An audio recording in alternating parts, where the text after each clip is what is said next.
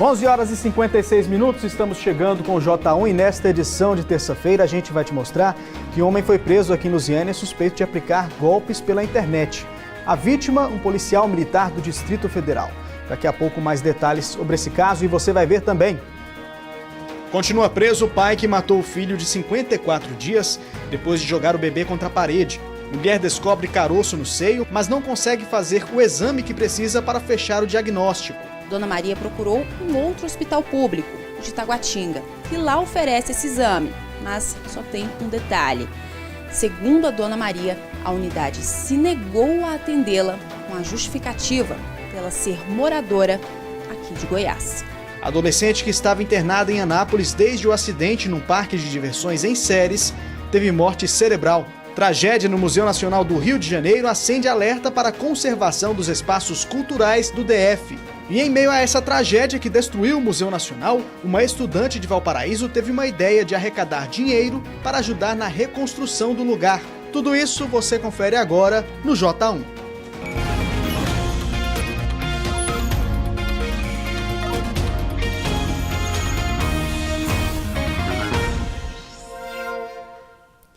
Ótima tarde para você. A gente abre essa edição falando que ontem à noite um homem foi preso em Lusiânia suspeito de aplicar golpes em um site de compra e venda pela internet. A vítima foi um policial militar do DF que teve a conta hackeada depois de comprar uma geladeira.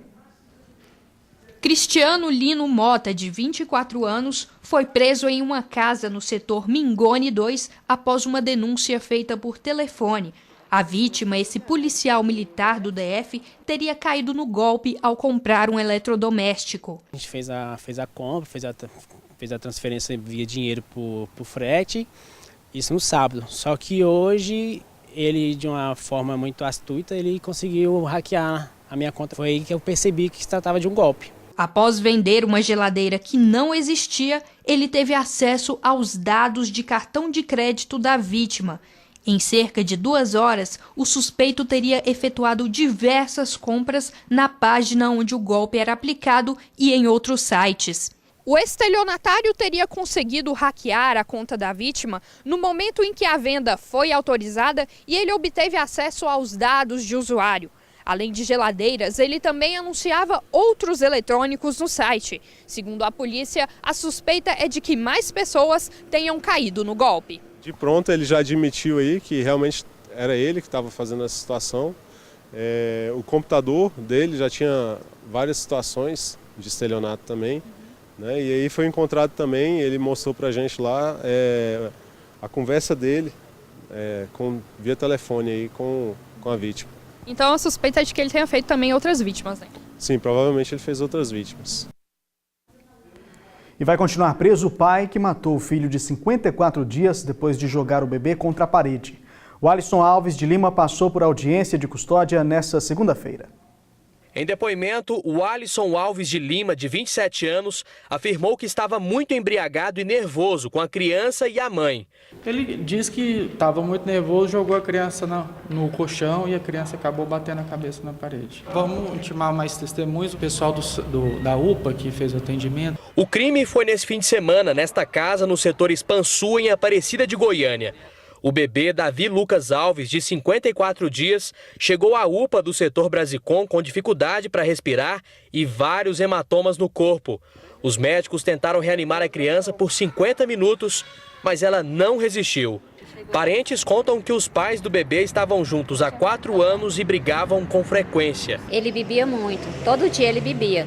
E ela cobrava dele e ele não gostava. Davi Lucas tinha um irmão gêmeo que segue internado desde o dia que nasceu por complicações no parto e uma irmã de 17 anos que está muito assustada.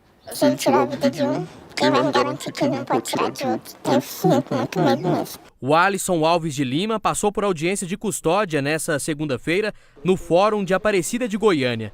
A Justiça decidiu que o suspeito vai continuar preso até o fim da investigação. Uma caminhonete com placa clonada foi apreendida pela polícia ontem no setor Serrinha, aqui em Lusiânia. O suspeito do roubo conseguiu fugir por uma mata.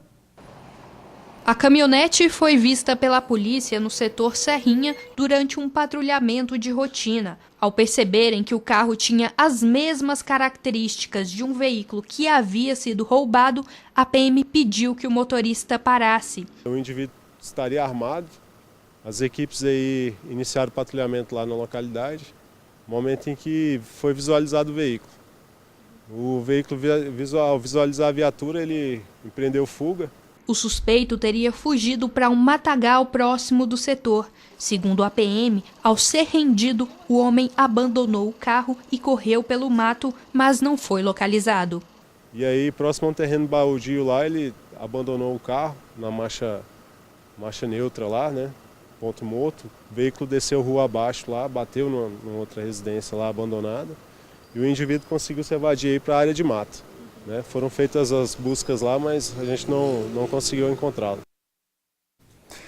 Participações pelo WhatsApp da TV Anhanguera, aqui você manda o seu recado para a gente pelo 984-42-4000 e a gente mostra. Olha só a mensagem que chegou aqui. Mensagem do Ailton Santos de Valparaíso, queria fazer uma denúncia sobre o policiamento aqui no Pacaembu, em Valparaíso 2. Todos os dias está tendo assaltos aqui à noite e pela manhã também. Por favor, queremos a presença da Rotan aqui no setor. Está feita aí a reclamação do Ailton. Tem mensagem também da Poliana Dias, de Cidade Ocidental. O posto de saúde que atende o Parque Napolizar e o Araguari estão em um completo abandono. Os postos não têm sequer uma farmácia com medicamentos básicos. Para fazer exames, para pré-natal, por exemplo, tem que ir até a Secretaria de Saúde, pedir liberação para ir em uma clínica particular. Cidade abandonada não tem gestão. Valeu pelo recado, Poliana deixou a bronca aí dela. Mensagem também do Fernando Rocha, de Valparaíso. O que vocês acham de falar sobre alguns postos de saúde que já terminaram as obras e não foram inauguradas nessas obras aqui em Lusiânia? Por exemplo, do setor leste, que terminou e a prefeitura está alugando uma casa a 100 metros de onde o novo foi construído. Ele mandou vídeos para a gente, vamos ver. Olha só o posto de saúde bonito que fizeram no Parque Saudável Zero e até agora não inauguraram. Eu queria saber do prefeito o que está acontecendo. E este é um posto de saúde a qual a prefeitura paga aluguel, sendo que tem um posto de saúde novinho, pronto para ser inaugurado, já tem quase um ano que foi construído e até agora nada. Queria uma resposta da prefeitura o que está acontecendo. Tá aí, fica o questionamento do morador. Esse é um assunto que a gente mostra sempre aqui, de obras que ficaram prontas e não foram entregues à população. A gente segue, claro, mostrando a sua reclamação aqui no J1, é só mandar o seu vídeo pra gente. E veja a seguir o caso da mulher que precisa com urgência de um exame no seio. E a família da Isabela, adolescente que teve morte cerebral, 9 dias depois do acidente do parque de diversões em Séries, decidiu doar os órgãos. E aqui no estúdio a gente vai falar sobre a taxa de esgoto com um representante da Saneago para esclarecer para a gente o que está acontecendo. E ainda hoje a história da menina de Valparaíso que mobilizou uma escola para ajudar o Museu Nacional do Rio de Janeiro, que pegou fogo no fim de semana. Agora, 12h04, a gente volta daqui a pouco.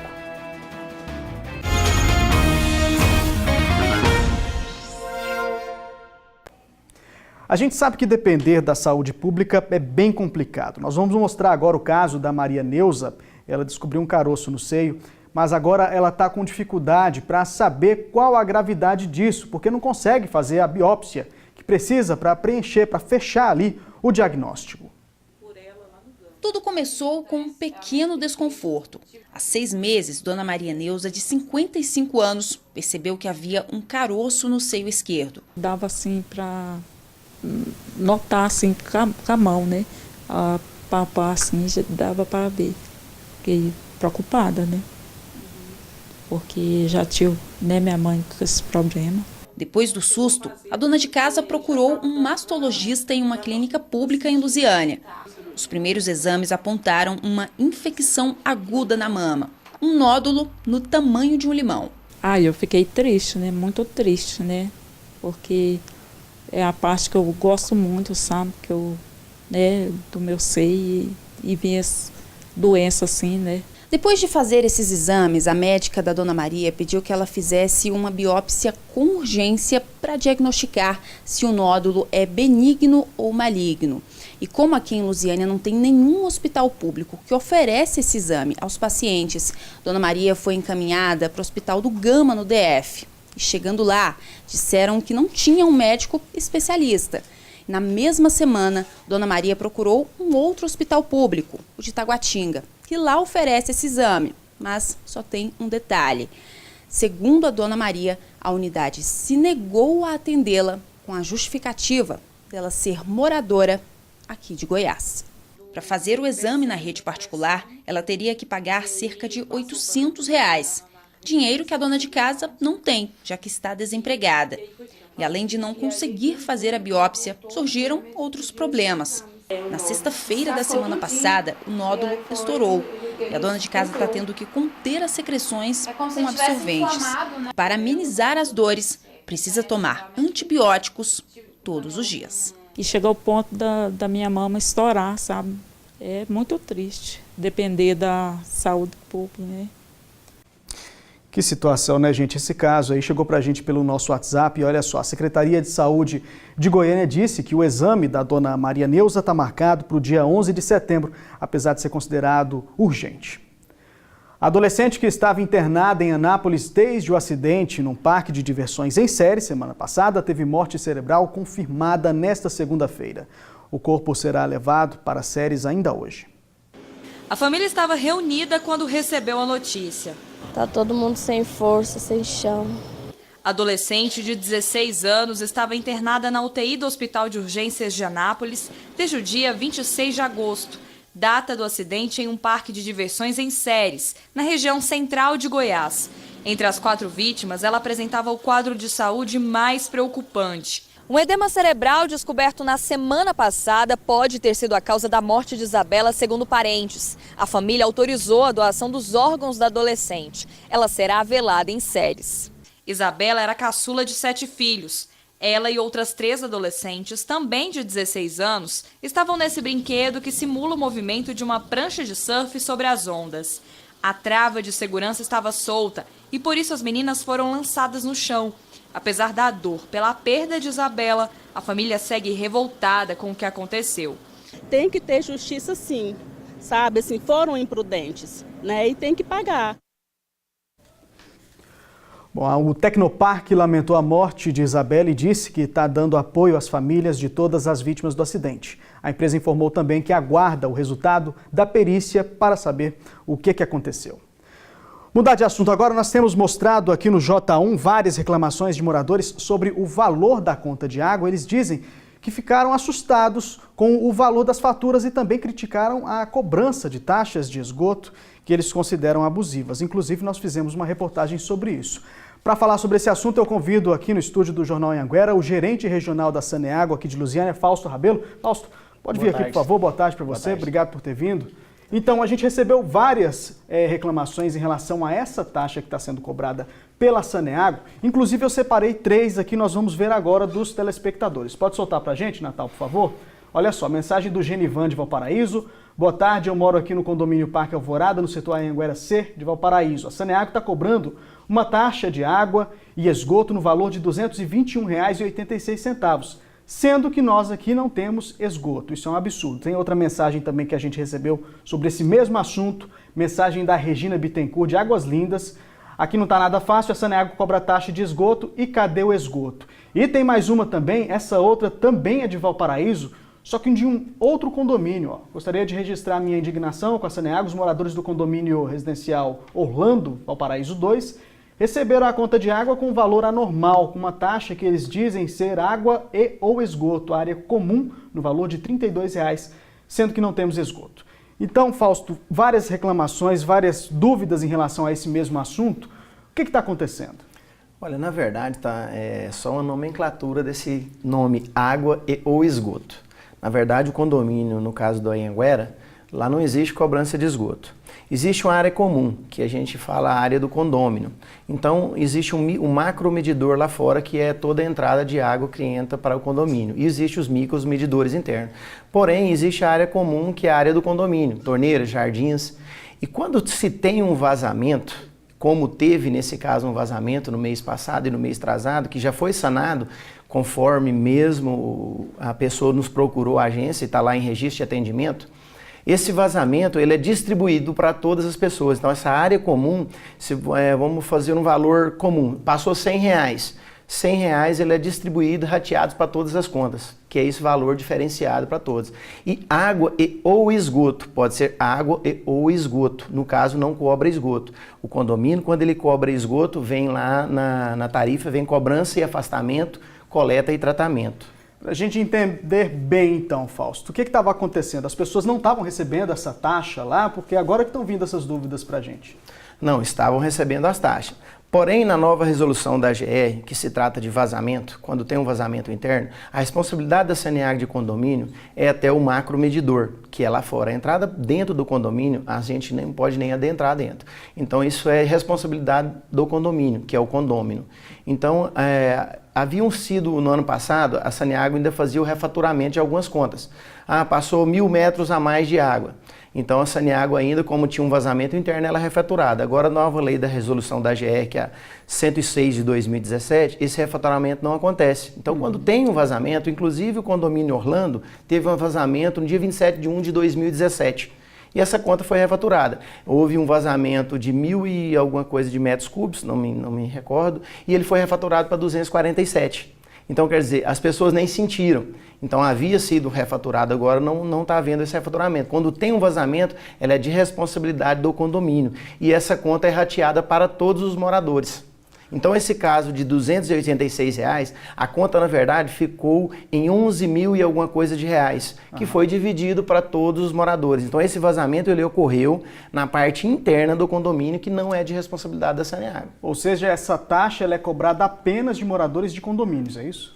Na verdade, não é uma taxa cobrada, ela é quando tem um condomínio. Então, todo condomínio ele tem a parte de jardinagem, banheiros externos, quando tem piscina, então essa fala uma conta do condomínio. Essa é a conta do condomínio. E essa conta do condomínio, ela é rateada para todos os moradores. Então, esses R$281 no condomínio e esses outros mesmos 36 e alguma coisa, foi um vazamento que houve, inclusive a pessoa nos procurou, teve um registro de atendimento, foi atendido, por nossa agência de atendimento, e foi orientado a sanar o vazamento. Ele sanou o vazamento, porque já voltou ao normal, mas essa conta ela é rateada para todos.